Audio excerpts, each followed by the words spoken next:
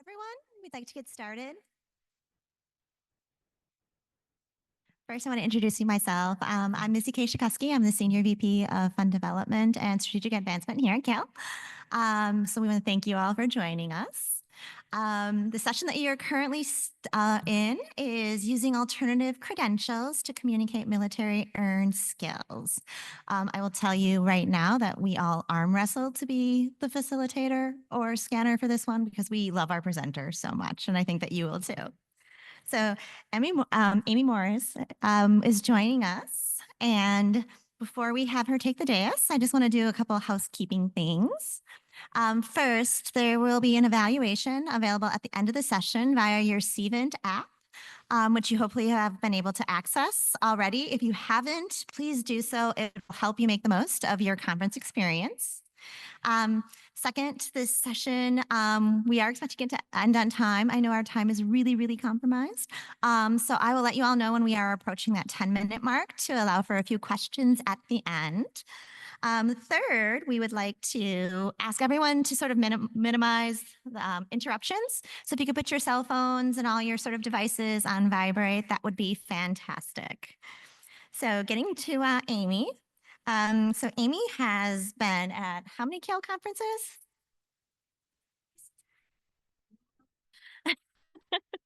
Amy has joined us, like we said, for many, many years, and currently she is the Client Delivery Portfolio Director as a grant writer. I love this.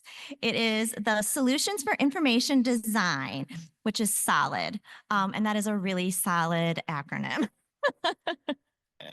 Amy and her team support the Department of Defense as well as workforce and higher education systems in developing solutions aimed at aligning skills, competencies, and service learning for service members.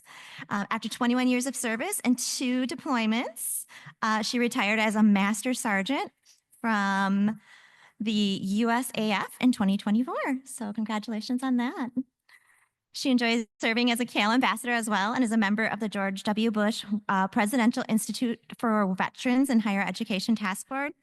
And she's a trusted advisor for the Psych Armors. So everyone join me in welcoming Amy.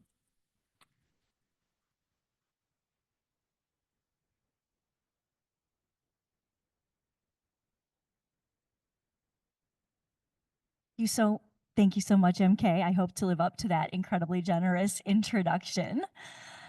Well, this is a big room. This is a little intimidating after a fabulous lunch, and we all kind of just maybe want to rest back on our laurels. I'm going to challenge you a little bit, and I'm a walker. I'm a walker, friends. So while we're in a really big space, I want to have a really intimate conversation. When we put the proposal forward, there was a criteria, because who here doesn't love a good rubric? There were criteria that said, if you want to be a workshop and you want to talk in person, this has to be interactive. So gosh darn it, we're going to be interactive after lunch, whether we like it or not. So grab your coffee or your legal addictive stimulant of choice, and we're going to get going on using alternative credentials to communicate military earned skills. What on earth does that mean? And as MK said, who is solid? I see so many familiar faces. I absolutely love Cal Conference. It's like homecoming week, but not to that awkward high school homecoming that we all don't know what to do with ourselves at. This is a homecoming I enjoy every year, and a lot of you know me from the Military Credit for Prior Learning space. I spent about 10 years working with CAIL to serve and support military-affiliated communities on campus, but working with, advocating for military learners on your campus as you build capacity to not only serve and support that community, but I think more importantly, recognize military credit, military learning, military knowledge, military skills for academic credit, keeping the main thing for our veteran population, which we know is just a smaller microcosm of the general adult learner population. I left my slide advancer. There we go. Who is solid? Well, as many of us did during COVID, I would love to call it a quarter life crisis, but I'm too old for that. Had a bit of a midlife crisis, shall we say. And I thought, well, gosh, I've been fighting with faculty for almost a quarter of a century, trying to get them to recognize credit for prior learning in all of its shapes and forms. And I've been in the Air Force for 21 years, and I've absolutely loved my time in the service, but it's probably time to trade in the combat boots permanently for heels. What's the next adventure for me before I look to retirement? And I thought, I really think it looks like the evaluation and articulation of military skills and competencies toward alternative credentials. We've been pressuring since 1944 at the onset of the Montgomery GI Bill, or the Service Members Readjustment Act, actually became Montgomery GI Bill later. We have been pressuring higher education to recognize military acquired competencies and outcomes for academic credit. And that's really cool. But we've got all of these alternative credentials and opportunities for schools like yours to implement micro credentials, recognizing learning along the way so that we can carve out that alternative landscape that recognizes military learning in as robust a way. So that's what we do at Solid. We offer innovative solutions. We are that analytical engine that takes military training and education materials. We pull out the skills, the tasks, the work roles, the competencies, the learning outcomes, and we align them with alternative credential exam outcomes, alternative credential training outcomes, as well as ONET work roles, some of those things. So we extract all of that data, analyze it and synthesize it, and use it to support programs that you may know on your campus or with your student veterans, such as the U.S. MAP program, U.S. Military Apprenticeship Program. Yes, there are college-level learning competencies and outcomes that happen in apprenticeship programs. All of the Department of Defense COOL, credentialing online opportunities, that you see there, as well as the Department of Defense's MilGears program. So if you're familiar with any of those, great. If you're not, get on the Google, give it a Goog, and you'll learn more about our organization and what we're doing to support veterans learning that takes place that way. But today we're going to talk about a pilot project that Solid took on 2023. And now we're on the second iteration, phase 2, that's going to last through at least 2026, where we are issuing badges in manufacturing. Service members, we know that if we're going to start at the beginning, what problem does a badge solve, right? Well, we have a language barrier issue, and we have for a really long time, translating military-earned skills and competencies to relevant civilian workforce roles, skills, and competencies. Huge language barrier. And let's just be real, I'm probably gonna be a little unpopular when I say this, but the JST is a fantastic foundation, and it does what it's intended for. It's written by academics for academics. But if your student veteran can't build a resume from it because they don't know what skills they have, because there's a language barrier there, we need to fill in that gap. We need to make those skills transferable in a language that is understandable to civilian recruiters, apprenticeship and internship opportunities, all across sectors. That's what badging does. That's what we're endeavoring to do here. No standardized method exists for these alternative credentials. They don't enjoy the credit hour. They don't enjoy the pretty transcripts that you can't copy, right? And so no standardized method exists for these alternative credentials. That's what we're working toward. And then we know that military to civilian crosswalks are awesome, and there's been some really tremendous work in this space, but they are very siloed and they're very concentrated and they're very, what we call MOC specific, military career specific. They're in healthcare, they're in law enforcement, they're in certain areas of business like finance or maybe accounting. But what happens to all of our service folks who are infantrymen? Oh, well, infantrymen, well, first of all, they're all in the Army, and I'm going to use some really awful generalized notions and myths. They're all in the Army, and we just train them to run through the sand or run through the jungle. They don't have any college level learning, and they don't have any skills that are relevant. Absolutely false. They have all kinds of soft skills, teamwork, critical thinking, leadership. A lot of them have public speaking. A lot of them have managed millions of dollars worth of equipment within a 4-year first term enlistment and managed 10, 12, up to 40 people. And they come to your institution or to your organization at 22 years of age with that experience. Where are we recognizing the skills that fall on the cutting room floor of the crosswalked MOCs that have been getting all of the attention for all of these years? Quite rightly, but there's more work to do. I would be remiss if I didn't talk about our partners in this space as we've developed these badges in manufacturing. Of course, Solid is doing the analytical work along with the Manufacturing Institute. We are not a manufacturing organization. We are not subject matter experts. We have to seek out partners who were subject matter experts in manufacturing. We're going to talk about that. Walmart, because they're wonderful, has funded this for us, and then we're able to get a critical mass of veterans to test and pilot this for us through Hire Heroes, Heroes Make America, which is a SkillBridge organization. So those are kind of the partners that we have in this space.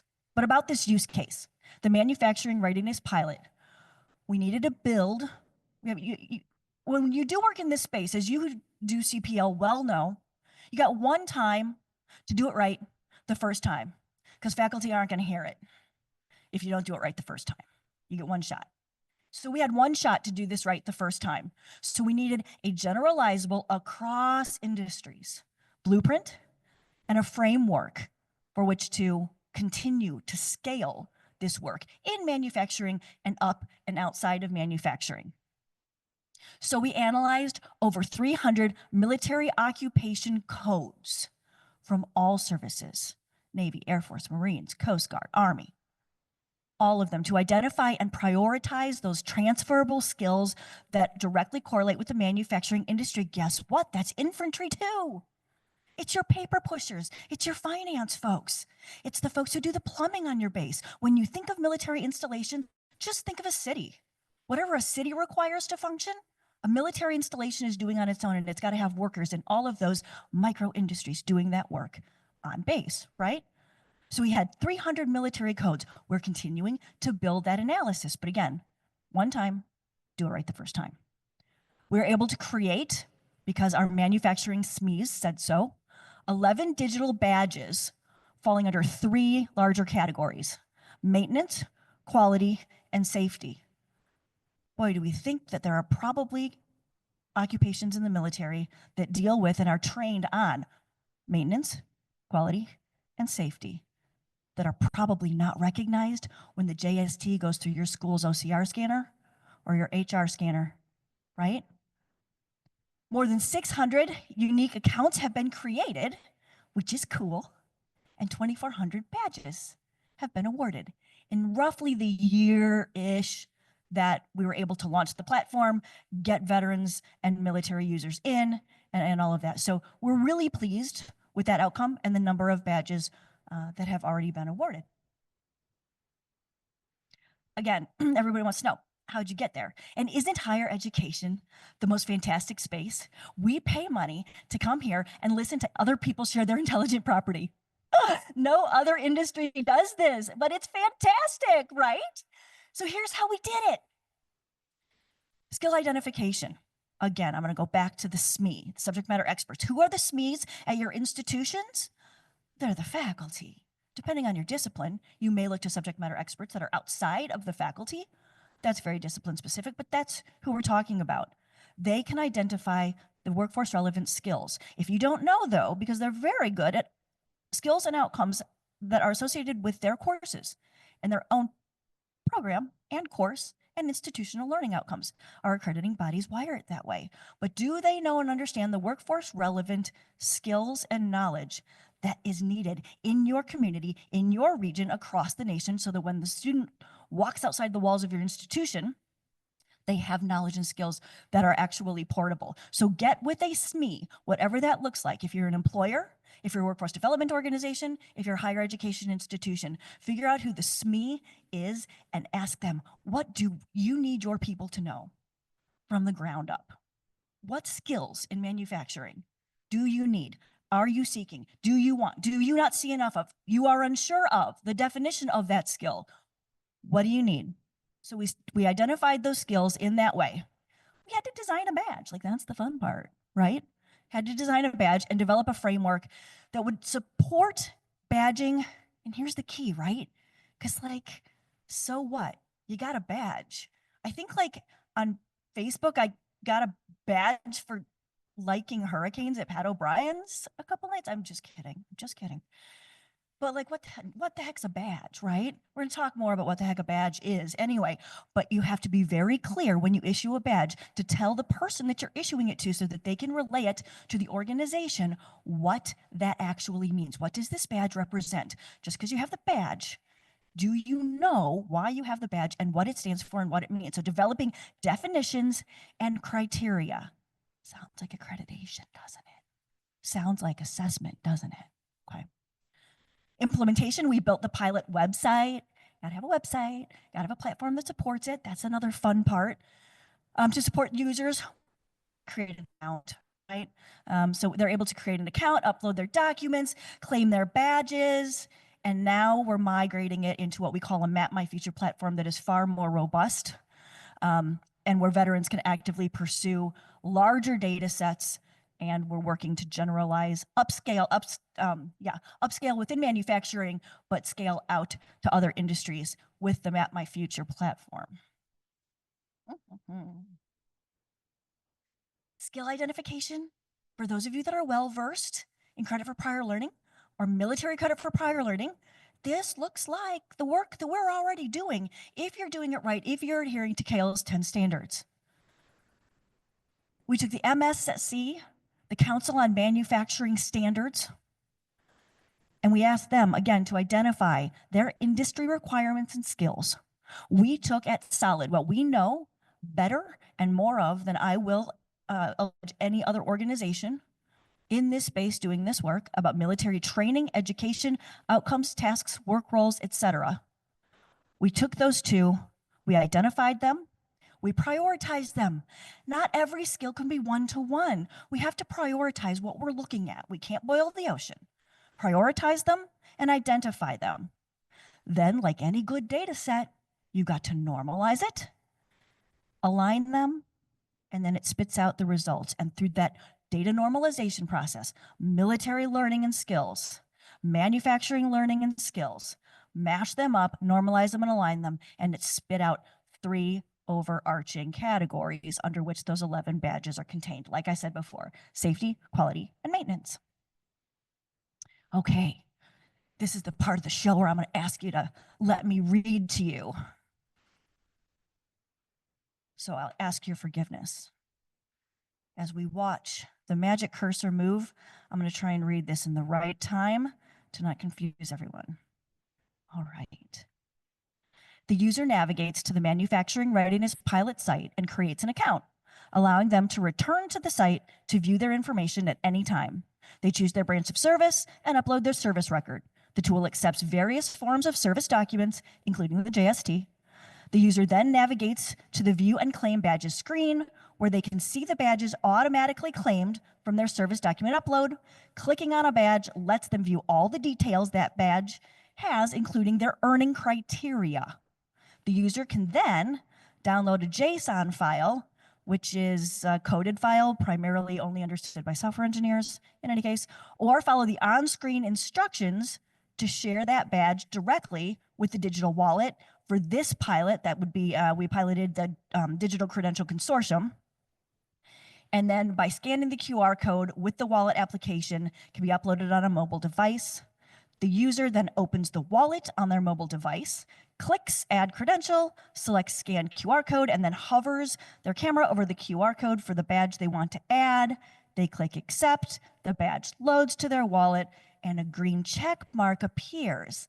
Kind of like that sweet little TSA pre-check check mark that you always check for, like for whatever reason, it's not going to be there anymore, but you get the green check mark, and that shows that it's verified, right? We've got descriptors.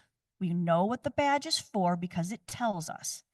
It's interoperable with wallets. Everybody got a wallet, right? We need to be interoperable with every digital wallet. And that is part of the pilot. That's part of our aim, to do as much as we can to be use completely open data standards and be interoperable with any wallet, but it's verified. Verified. Okay, so what, Amy? Verified by whom?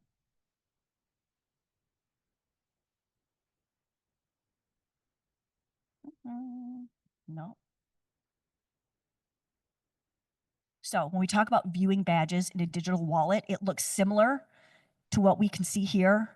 because these badges were built, and now I'm going to use all the tech language that I don't understand. So I'm just going to read this to you too. These badges were built using open data standards, as I mentioned, specifically One EdTech's Open Badge 3.0 standards. These badges are interoperable with and have been tested in many other digital wallets. We're working with the state of Indiana on a project with them to make sure that all of the badges here are articulated and are able to go into their wallet as well. We're working with the Alabama Talent Triad, and we can, or actually, I think we're fully integrated with the Alabama Triad at this point. So as wallets continue to evolve and become more and more portable, we're at the front of that. Okay. The value of digital badges, and this is going to be the interactive portion of our conversation. Hopefully it'll lead into this. Okay. The value of digital badges is that they transparently communicate what we're not good at communicating. Does your academic catalog communicate to employers?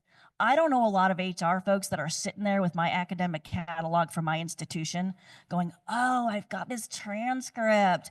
Let's see what Business 101 actually has for outcomes. Is this in alignment? Heck no, they're not doing that. So we want to make sure that we, in a very accessible, portable, and convenient way, are helping veterans understand what their skills mean and how they're transferable. Promotes interoperability, like I said, and portability. We're aiming it to be used at various digital wallets. Choose your wallet of size. I'm Gen X, my wallet's still Coach, but that's fine. Standardizes skill recognition. Again, that transparent, uniform method to communicate those skills.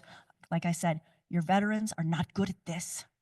They shouldn't be, especially if they went right from high school, right into the service, and now they're looking in the civilian sector. All they know is the military, and the military has not trained them for civilian work. We see this with EMS and EMTs all the time. And we see schools that have done really tremendous work ramping up healthcare programs with gap programming because they realize that what the military trains a 68 whiskey, a corpsman, a medic to do is very triage oriented. And we move them to the civilian sector. And when we recognize their learning immediately and say, absolutely, you're a 68 whiskey, go be an EMS or an EMT, they're on a fender bender, like they got people on the ground and they're like, hang on, it's just a fender bender, I'm fine. We're not triaging in a time of war, but that's what they're trained to. We have a civilian learning gap with those students that we need to shore up, right? That's part of that gap programming. And so we recognize skills where they're at their proficiency level, so that we can equip our members when we hire them in. There's a lot of great work happening right now at Columbia University, a lot of research around the notion that the veteran is responsible for their transition. And we as a society, as employers, as higher education institutions are responsible for integration. They're responsible for transition. We're responsible for integration, okay? This is all part of that. And of course, it improves career advancement and outcomes. When veterans know what they learned in the military and how that translates to civilian work sector roles, that's more than half the battle. Now we got to work with employers so they know it, so that door can swing both ways and there's reciprocity, right? Supporting the military life cycle. So everybody thinks, okay, badging, alternative credentials, this is transition stuff, right? Nope. It's a new DoD, friends. We are now able to, because every member of the military has an opportunity to earn alternative credentials while they're in the service. It's a best kept secret, and the DoD will pay for it. Depends on the service's policies on what you can do, but the cool programs are absolutely amazing. But they are recruiting when you can sit with an 18-year-old and say, okay, son, you go be a 68 whiskey if that's what you want to do. But while you're in the service, the service is going to pay for you to sit for an EMS or an EMT credential or license while you're there. It's part of a recruiting effort, the value of your service. Readiness and professionalization of the force. When you can take a senior master sergeant and say, I want you to train up and I want you to sit for PMP because we need these skills. We're going to run this squadron with agile processes. That's professionalization of the force that they're looking for. And they're looking to you institutions for these micro-credentials as well. But when they can go to a PMP training for a couple $1,000s and sit for the exam, or go to your school for $24,000 and sit for the exam, well, you can guess what way that's going to swing. That's a much larger conversation, friends. And when you can continue to earn stackable credentials in the service, and you have a micro credential and a degree, another micro credential and a degree, because the on and off ramps between education and career don't look any different from that service member, especially if that member spends 15, 20, 25 years in the service. Those on and off ramps are still necessary. Higher education is tremendously valuable as you traverse your career in the Department of Defense, enlisted and officer. And then, of course, master of the obvious. These are very incredible tools for transitioning and bridging that gap between military experience and our civilian job requirements. Feels like this slide isn't always necessary for a conference like Kale. You all know why you're here. You're already passionate about these things, but we'll gloss over them. The value of skills identification. So let's talk about that, I guess, a little bit. Learning outcomes versus skills. Are they the same thing? Yeah, absolutely not. They are not the same thing. Are we good at understanding and identifying skills? We're getting better. Are we doing it at proficiency levels? Not really. Do we need to be? Yes, that's what we're doing at Solid. If you want to know more about that, come talk to me afterward. But when I take a look at training and education materials from the Navy, they are exhaustive. They're wonderful. If you're a faculty member, Google NEOCS, N-E-O-C-S sometime and take a look at those training and education materials. They're awesome and they're exhaustive, but they're wired to ONET skills. So anyone of any rank in that certain occupation, it's going to tell you what the skills are. E1 to E9, critical thinking. Okay. Well, I think critically. So does my 7th grade nephew. We do it at very different proficiency levels, I hope. Public speaking. Hope I do it better than my sweet nephew Jackson. I don't know, he's a pretty good kid. What are proficiency levels? It doesn't just tell us enough anymore to say, well, if you're in the Navy and you're an information systems rating, you are a critical thinker. It doesn't tell me anything. We need skill proficiency levels, just like we align our learning outcomes to Bloom's taxonomy, right? That's some of the work that we're doing, but that's the value in skill identification. In the civilian work sector, we don't talk about your learning outcomes. We talk about the skills and competencies that you have and the tasks that you can perform for the organization. Let's see, is there anything else I haven't beaten to death on this slide? I don't think so. What's next for this pilot? I hope to come back next year and regale you with stories of how we have now integrated Map My Future. Like I said, that larger, more robust platform. It's going to look a lot and feel a lot like the MilGears experience, where we ingest all of those training and education documents for the service member. And then we say, well, what do you think you want to do? And if they say, well, I think I want to do this, we say, this is your pathway. This is the credential you need. You are a corpsman. You want to be a social worker. Oh, you're going to need to get a bachelor's degree, but you're going to have to get a master's degree. So be thinking about how you want to stack your benefits. Why don't you use TA now? Why don't you use post 9/11 a little later? Or why don't you stack your state benefits? If your benefits folks at your institution or organization aren't having those conversations with veterans, get them on board. Those are very strategic conversations. Stack your benefits wisely. But that tool is going to help them to understand what that pathway looks like, not just, I'm going to go to college and be a social worker. There's a path. You have to traverse it carefully.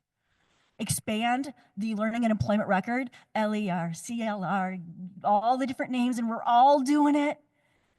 What does it mean? Hopefully we can find some kind of standardization. But having a learning and employment record that the civilian sector knows and understands, because we've already translated all of that for the service member. Done the heavy lifting for them, translated it for the faculty, done the heavy lifting for them. We're going to broaden digital badging options, again, up and out, up with manufacturing, out to other industries. And then we're going to enhance that technology integration, because we were all at the keynote this morning.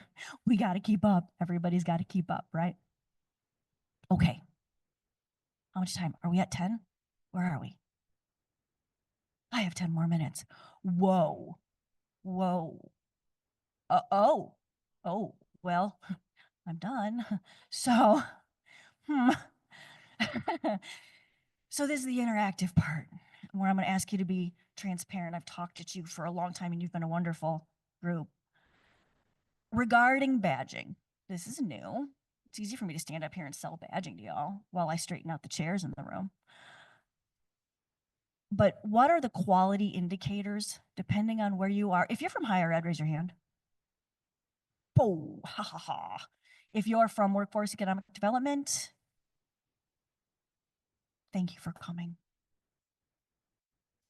Employer at large, employment firms, very well. Other nonprofit organizations serve veterans. Okay, if your role wherever you work is specifically aimed at serving veterans, raise your hand. Okay, you're my people. Okay, what is important to you as we have this badging conversation? As we talked about in the keynote with AI, better get on board.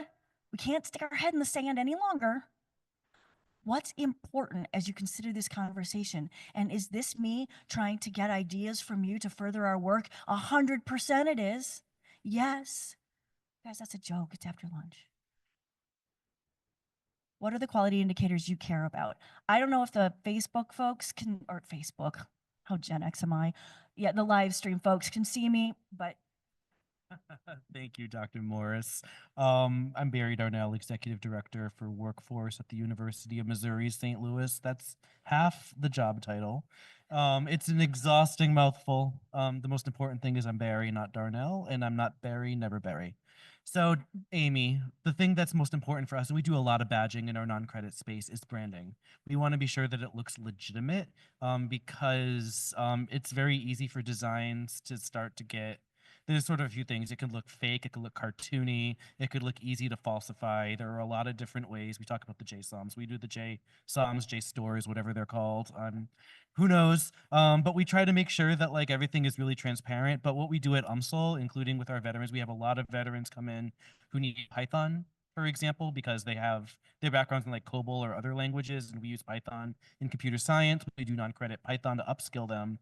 Is that we emphasize this is not a badge, lowercase b. This is an UMSL digital badge, capital D, capital B. We emphasize the UMSLness of it and the skills of it because we want to be sure that folks know this badge is high quality. And we're carrying the University of Missouri on this badge. We do not do that lightly. It is not a participation trophy. It's skills earned. So we just make sure everything's linked up, but that it communicates brands, so it communicates quality. So as this builds out, you know, we see, you know, the seal of, you know, a branch of the military on something. We know right away exactly what that is. That's going to be what the vets are used to. So, yeah. thank you, Barry. Yeah, and you brought up a good point, and one that I was remiss on. The badges that we're currently issuing are solid badges endorsed by the Manufacturing Institute, available on Credential Engine. The intent, if this pilot is successful, is that the badges will be endorsed by the Department of Defense. Or excuse me, issued by the DoD, endorsed by the relevant civilian sector. It's the end of my talk, guys. I'm out of words. Oh my God. You know what I'm saying, and then available also on Credential Engine and others. But that's the goal. I love that. Thank you, Barry. And also, let's get our badges in UMSL system. That'd be great. Yeah.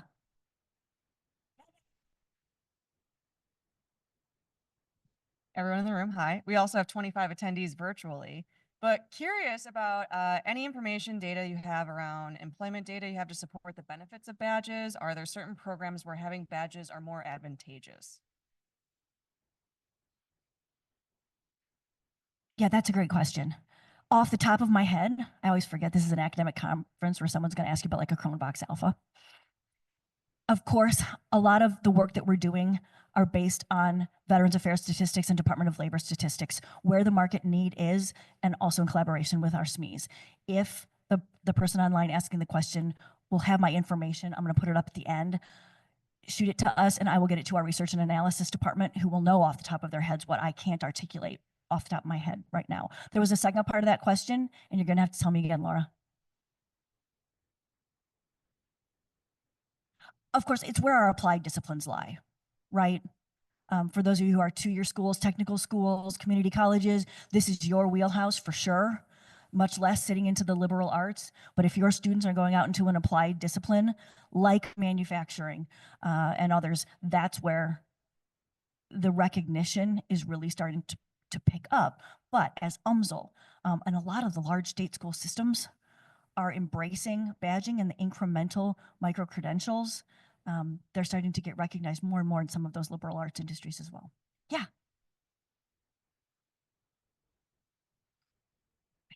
Live stream people don't hear unless you talk. That's fine. Many years of teaching have gifted me with this. So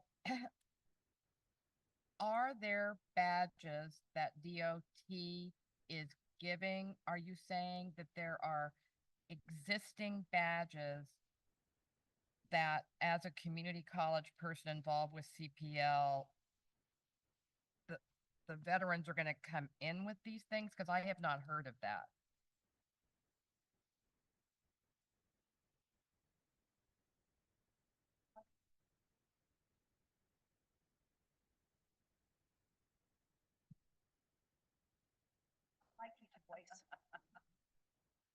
No, the badges are not issued by the DoD. That is one of our end goals, that they would be issued by the Department of Defense.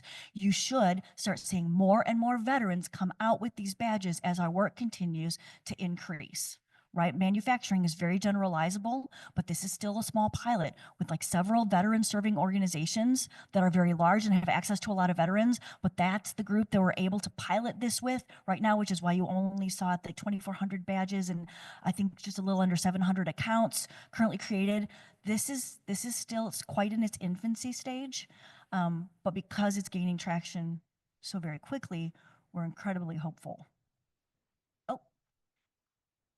I'm sorry, I'll come with your follow-up. This just came up with our workforce because I did an analysis of our current veteran population. This is about 4 years ago, but the only credit we were giving them was like PE. Right. And so our person that's really in charge of all this said, I really need a way to map out what they did equates to what courses. So that's where we are. Like, so with your badges, I guess the next step would be this badge in safety. What course in mechanical tech would it, or do we take 3 badges and it equals electric tech 202 or something like that? That's would be our next step. So, but I guess my question is, how are you getting funded? Like, do we just accept solid and or are schools paying you? Like, who's paying for the veterans to like do all this work? Or is it Department of Defense or? Oh, okay. And how do you intend to scale this and make money? Or like, are you going to be charging veterans? Or are you going to be charging schools? Like, what's your vision, I guess, is my thought on this.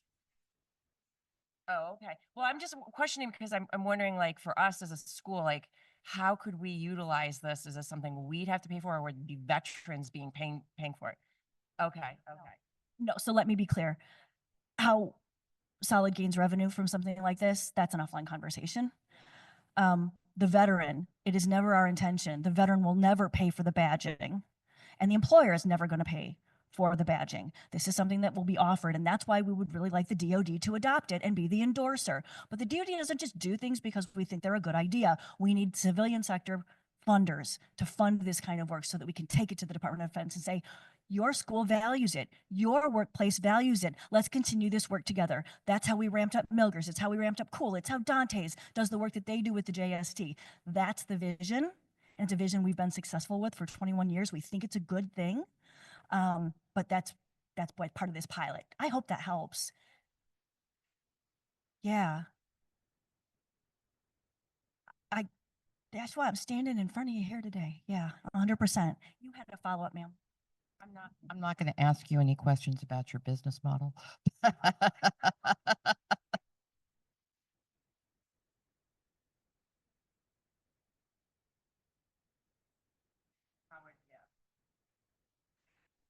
We now have free tuition at my community college, so we just don't even worry about money anymore down in Texas. We just give it away. We just give it away.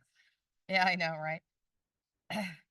But my question was actually what she was getting at about the badging and linking them together to equal course credit.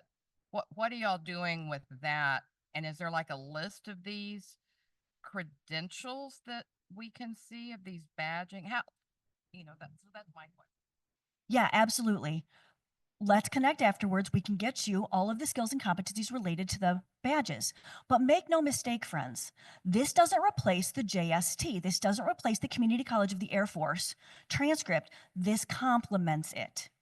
Are you going to be able to articulate 3 semester hours of college level learning based on these badges? I've been doing this stuff for a quarter of a century and I can tell you no. But will it help you identify gaps so that maybe you're a little bit more efficient with evaluating what your students know? Perhaps then it looks like like I referenced before with that EMS EMT boot camp.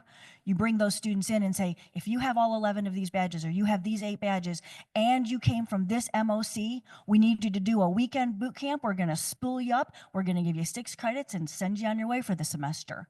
I know that makes it sound real easy and it's a really complicated process, but these badges are intended to complement the JST, not in any way, shape, or form replace it, but give that added information. Like I said, the JST is an academic document written by academics for academics. We need the language to be larger. Yes, yes, yes. If institutions want to participate in my pilot program, I will buy you a virtual drink at happy hour tonight. That was going to be my next ask, whoever that brave person was. That is the direction that we're heading. Finding institutions that I can work with. This is the work that I've been doing for 25 years, and it's why Solid brought me on board to say we need institutions to recognize these skills. I don't know, for those of you that attended the session earlier from Shippensburg with Laura Lee and Mary Campana, did a wonderful job talking about that ecosphere. And there's a checklist. Because again, who doesn't love a rubric? They have a rubric for evaluating how effective your ecosphere is based on your partnerships. It's really, really cool. But you have to be doing this in an ecosphere. Education, workforce, employers, you name it, whoever is part of your ecosphere and who's appropriate. So yes, higher ed is the next notch in that ecosphere. So let's talk. I'm going to go again about articulating it in a way that adheres to CALE's 10 standards, that recognizes Bloom's taxonomy, that is rooted in academic integrity, and that we can defend to your accrediting bodies. Nobody here, mostly myself, is interested in any kind of evaluation or articulation process that compromises our academic integrity. Okay.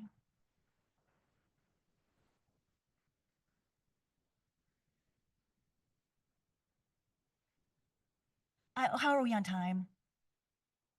We have 7 minutes. You all look like you want more coffee, not 7 more minutes of this. But I'm here, or we can continue the conversation, but nobody's going to be offended if you pick up shop and head on out. The other question that I had for those of us in the room is what would help spur greater adoption? Again, what are the barriers to adopting, to recognizing those badges? Because just because I say so doesn't mean you should, you know? My name's Shelley Kelly. I'm from Nova Scotia, Halifax, Nova Scotia. And I work with a consortium of 7 publicly funded community colleges and working on a project very similar, just without the military piece. It's everybody. And one of the pieces we have integrated at the front end where you're using subject matter experts is we are using subject matter experts from the colleges plus industry. So we call them the program committee, and we bring in industry and send out surveys to see what competencies are critical in order to engage them in the very beginning, so that both you get the connection and the tie-in with industry and post-secondary at the same time. So they're along the whole process and stakeholders right from the beginning. That is fantastic. That's what I learned this from Mary Jo this morning. That's what we call, it's a force multiplier when we can braid our resources. I'm like, oh, I'm going to use that. And I got to use it 2 hours later. Braiding those resources, braiding those SMEs together to make a much stronger strand. And if your institution can engage workforce SMEs along with your faculty, sometimes we call them advisory councils, and that gets a little bit of a bad rap on our campuses, right? But if we can do it and do it in a way that's full of integrity and collaboration, sounds like you've cracked that nut I was in Halifax a month ago, and I'm gonna move by you because it was just so gorgeous, so gorgeous. Took a little. What? Oh, we took a cruise up there. I loved it. I'm like, I'm just gonna get off the cruise and stay here. I got no plans, but now I do. I can come to work real. Yeah. What else? Get in touch. Let this sink in, just like our keynote this morning. It takes being open to it, garnering buy-in from your faculty, from your academic affairs folks, professionals, administrators. It's not an easy task, I know. But it's the forward conversation that we need to be having. So I can't thank you enough for your engagement, your time, and your attention today in this very big ballroom. I hope you have a wonderful rest of your KALE conference.